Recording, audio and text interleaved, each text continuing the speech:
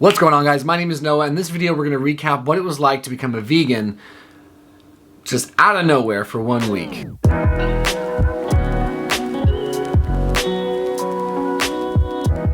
Last week, I listened to a podcast that led me to a couple documentaries that led me to want to challenge myself to become a vegan in terms of how I ate for 1 week. I have been consuming animal products my entire life. I definitely have done so without even being conscious of the fact that that's just a part of my everyday and mostly every meal lifestyle. Over the years, I've had certain documentaries come into my realm of consciousness that I've sort of watched, been like, oh, that's terrible, but then continued on with my life, not really in any space, mentally, emotionally, whatever, to maybe do something about it. Which it is what it is. I mean, what would it be like to not consume animal products? Some of the claimed health benefits seem really, really good to me. My God, this is bright. That's better. I'm someone who prides himself in trying to be as healthy as possible, to live my best life. Hashtag blessed. Then what would it hurt to try it for a week? Deep down, I didn't think it was going to be that big a deal. I eat a ton of vegetables anyway. But boy, did I not understand the realities of going cold turkey vegan after cold turkey.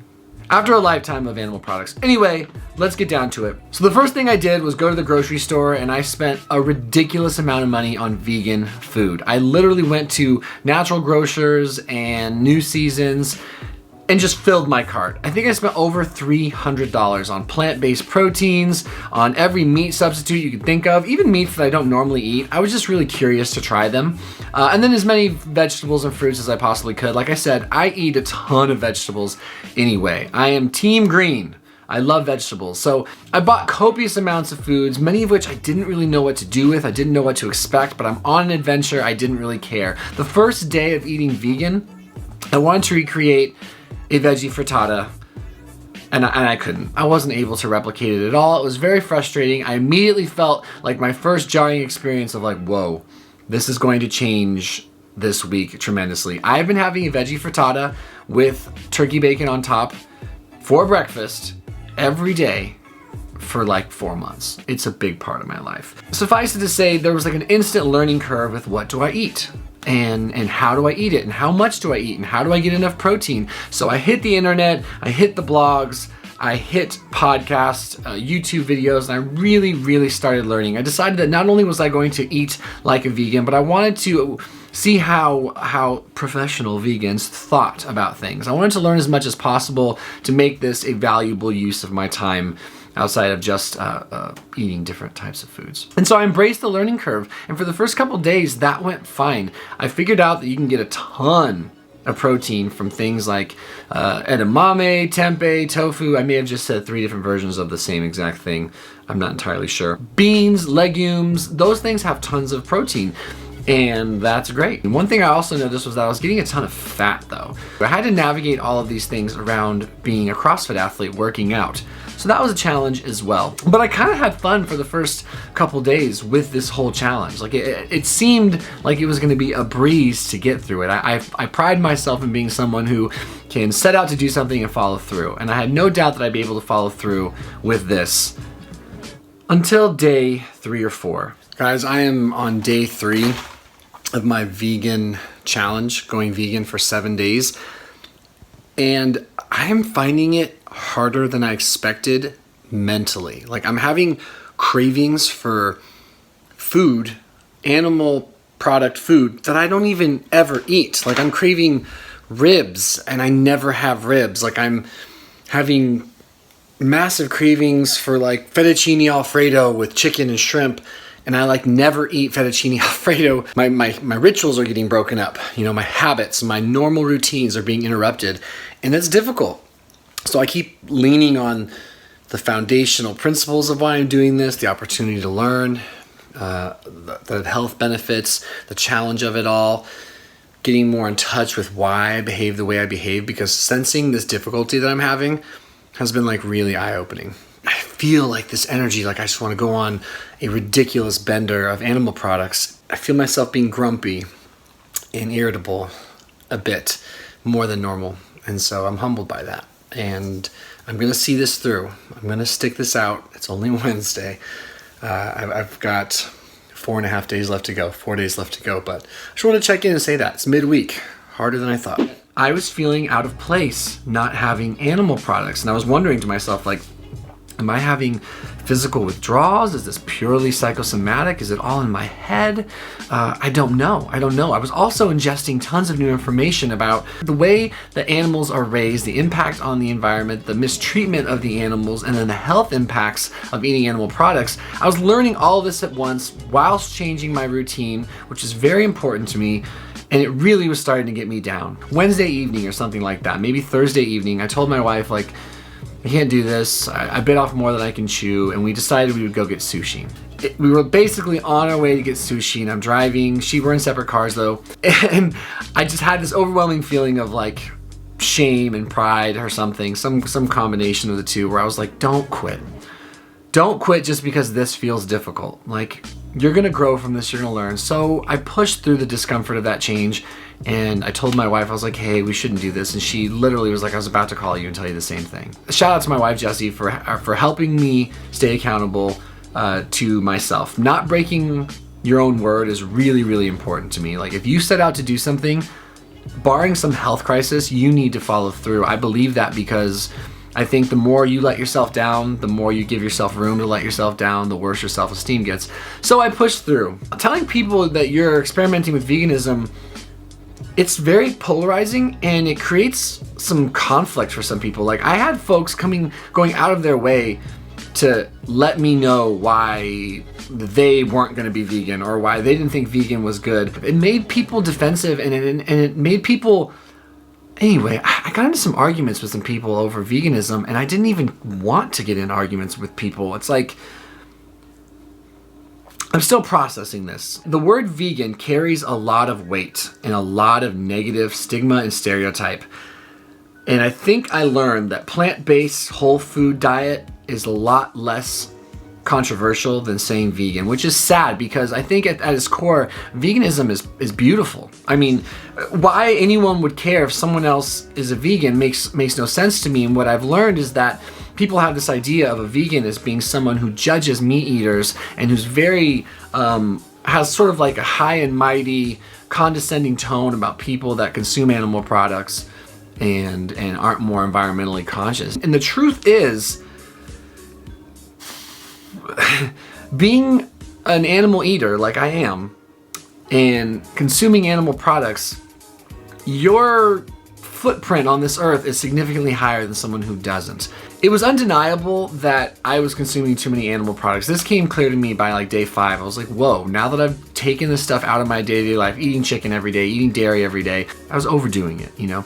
But I also realized that I don't like talking to people about these divisive things because people get mad. And I feel like a lot of people took the vegan topic as an attack on their personal beliefs and their personal lives. Once I started having a harder time mentally, like once I realized that the challenge was more of a challenge than I thought, I started to behave in a way that I haven't behaved with food in quite some time. I will confess that I had vegan donuts twice, probably consumed 2 or 3 pints of vegan ice cream, a pack of Oreos, some vegan pancakes. I ate a lot more junk food than I've eaten in a really long time, and it's not a vegan knock, that's a Noah knock. It's just like the way I dealt. I mean, I like to like eat donuts and ice cream from here and there as much as the next guy, but I literally just made this decision at the end of the week that I was going to basically look up vegan junk food and quickly realized you can be very, very unhealthy as a vegan. I mean, you can be unhealthy with any dietary plan. It is not a license to good health.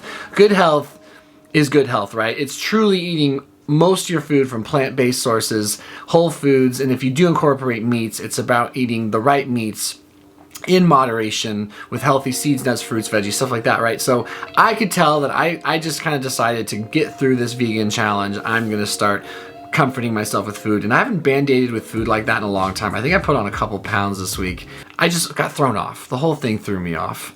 I've also learned how difficult it can be for vegans to have options in restaurants, and one of the quick takeaways I had in my head for why a lot of people would struggle to go into a vegan lifestyle, a plant-based whole food lifestyle, is that you have to go out of your way to make it work for you. Like, you cannot go to any old restaurant with a group of people and expect a lot of options, and that was hard. And my wife got a little bit stressed out by my vegan challenge because I threw off our rhythm and routine.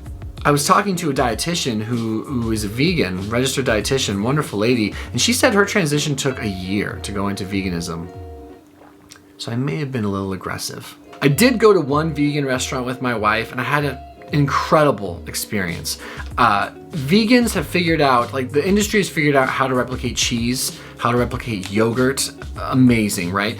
And when I had a vegan lasagna, which is just a vegetarian lasagna with, they use cashews for the cheese somehow, and it was incredible. It was literally one of the tastiest things. So I don't believe there's any loss in pleasure for taste. I think you get a loss in sense of culture and identity. Like, that happened a lot more. So, like, I tried vegan meatballs. They were freaking amazing. I think tempeh is awesome. It absorbs the flavor of whatever. I tried dragon fruit. Like, there's some really rad options.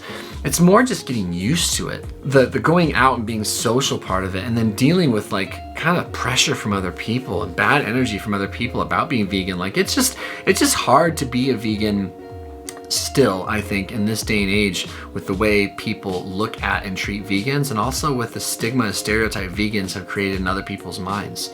Try telling someone that it's unhealthy to eat meat, and they will freak out. Like, freak out. What are my final thoughts? I believe that it was a really good experience because it put me in touch with some new information that I want to be mature enough to absorb and apply in a healthy way. It moved the needle on me wanting to have a less of an environmental impact, the environmental footprint. I want mine to be a little smaller.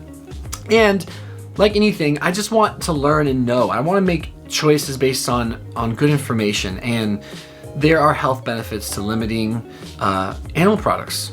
They're just clear-cut health benefits to limiting animal products for me personally, from the research I've been reading, and so I'm going to. So the takeaway for me in terms of my lifestyle is that I will not be eating animal products with every meal, and something that's really important to me is to participate in local farming if I am going to eat animal products, perhaps to be more on a special occasion. But I want cruelty-free farming practice. I don't want to support mass farming. I'm not okay with the way that operates. I'm not ready to give up meat altogether. I am ready to take what I've learned and to incorporate more plant-based whole food protein sources. I'm really impressed with some of those. Like, there was this black bean spaghetti. It was just black beans that had 24 grams of protein per serving, and it was fantastic. Like, I really enjoyed it. So I have a newfound respect for tofu. I have a newfound respect for lentils, legumes, beans, stuff like that, and just I believe in the power of vegetables. So I have a newfound respect for like this new creativity I have with food. I learned, I experimented. It was difficult, but it was ultimately a very rewarding and growing experience for me. When it comes to making like major changes in your life, especially one that has to do with something you do daily, like food, be about your change. Don't talk about your change. And I'm a YouTuber, and so yeah, I'm talking about it. But in my day-to-day life, I mean, like, I would never want to pressure anyone to become a vegan. It needs to be attraction, not promotion. And I wouldn't want to be judged for not being a vegan. And I think if you're a vegan out there, my takeaway message for you is that if you're passionate about what it means to be a vegan and animal rights and the health benefits and the environmental benefits, that's amazing. And I think you should live that passion, be that light, and then have others be affected and changed by your good health, by your good nature, by your whatever. I think it's the wrong tactic, and I learned this by getting into some weird arguments that I didn't even mean to get into, to try to impress upon information you think they need to know. That's a mistake. I think people are willing and interested in this stuff as they may be or may not be, but I'm understanding more and more with myself, like, it's a major change. Like, it is a major change to go from eating animal products every day to none. So am I going to be a vegan now? No, I'm not prepared to be a vegan right now. Am I going to cut down my animal consumption? Yeah, like, I still haven't had chicken or beef. It's been like 9 days and I still haven't touched chicken or beef. I went and got sushi the day I broke my thing, and it was all right. It was pretty good, but I've learned that I really do enjoy creative plant-based meals. Like, I just love vegetables. There's some incredible flavors. Going vegan also showed me one random thing. It's that I still lean on sugar to cope and comfort when things get bad, you know? So I want to continue to address that. I think everyone should have this experience, by the way. Like, if you're in a position that you can experiment with something like this, do it. Like, do it. I think anything that gives us a chance to see what a different life might be and learn new things and question our own beliefs is important, because you can always go right back. Like, I'm not going to, but I can always go right back to the way I was eating. And that's the freedom of trying these things, that you just get a chance to see what life is like on the other side. Yeah, ultimately, I want to be the healthiest mofo I can possibly be. And I do believe in my heart that, and based on the information I'm learning, that undoubtedly being the healthiest version of me will include less animal products. What I can't wrap my head around is the environmental impact. That part's messing with me. And the way animals get treated, animal abuse, it's really intense. Like, these documentaries screw with your head. Like, I was eating a piece of cheese on the day my vegan challenge was over. By the way, I did complete it. 7 days, I completed it. I remember just thinking of, like, the cow being, like, locked up in a small space, like, hooked onto the machine and just being miserable and in pain. I was like, oh God, blah, blah, blah, blah. I want to be #woke, and this definitely has impacted my life forever. I think it has. I want to also say that I had some of the worst gas I've ever had in my entire life for this week of being vegan. Like, I was putting together these absurd salads and just getting a little too creative, I think, because I was just, I don't know, I was missing chicken. I literally was so gassy a couple nights that I had to sleep downstairs on the couch. Like, I couldn't sleep in my own room because I was keeping my wife awake with my rancid vegan farts. So look out for that. It's a real thing. I was getting acid reflux and heartburn for the first time in forever because I was consuming too much fat on this vegan week, and it threw me off, man. Like, also all the extra fiber. Look out when you first try to go vegan.